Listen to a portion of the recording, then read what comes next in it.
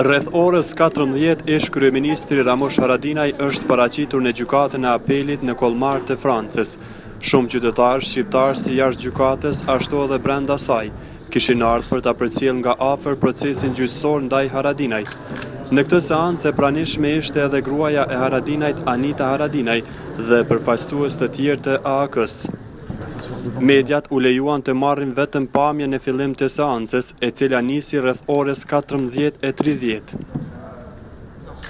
Në seancën, e cila zgjati rreth 2 orë, ku të pranishëm ishin edhe forcat e shtuara të policisë franceze, u lexuan akuzat e ngritura ndaj Haradinajt, ku më pas zoti Haradinaj mori fjalën para gjyqtarëve dhe ju drejtua në gjuhën frenge, duke deklaruar se ndihet i pafajshëm në të gjitha akuzat.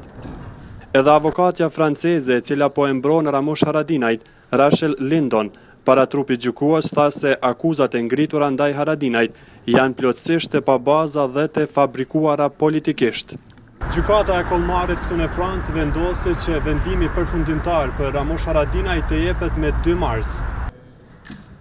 Kreu i AAK-s Ramush Haradinaj kërkesën e Serbisë për ekstradimin e tij e quajti abuzim nga ana e Serbisë. Gjykata s'ka marrë vendim sot, gjykata ka thënë që vendimin do ta jep me 2 mars. Ne po shpresojmë mos po jep më herët, që 2 mars është shumë gat, pra është shumë kohë në një kërkim ekstradimi që është abuziv nga ana e Serbisë, që është i pabazuar. Nuk është diçka e re që se din edhe Franca edhe bota.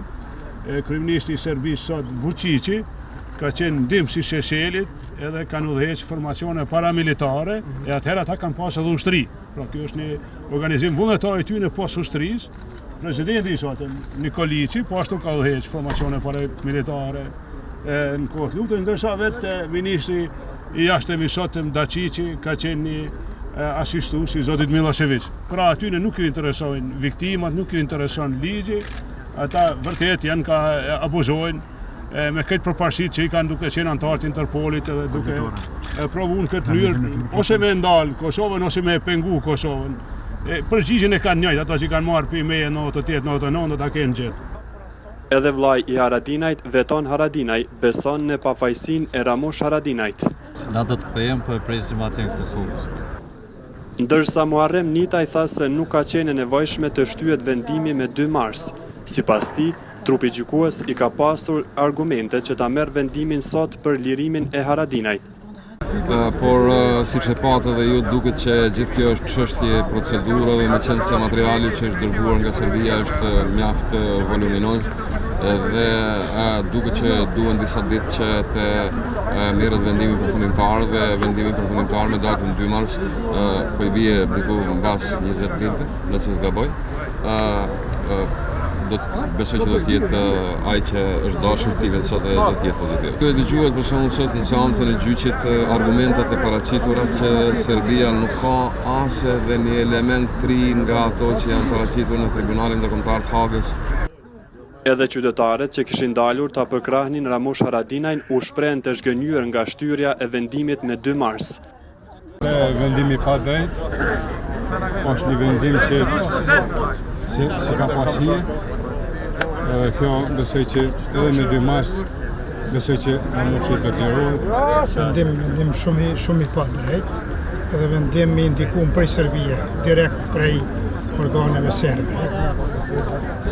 Është një politikë e ndyrë e Miloševićit që po vazhdojnë lësht e tina, se duket i ka ardhur fundi. Njëherë dhe përgjithmonë gjithë jemi me Ramushin, gjithë jemi përkrojnë ideja tonë.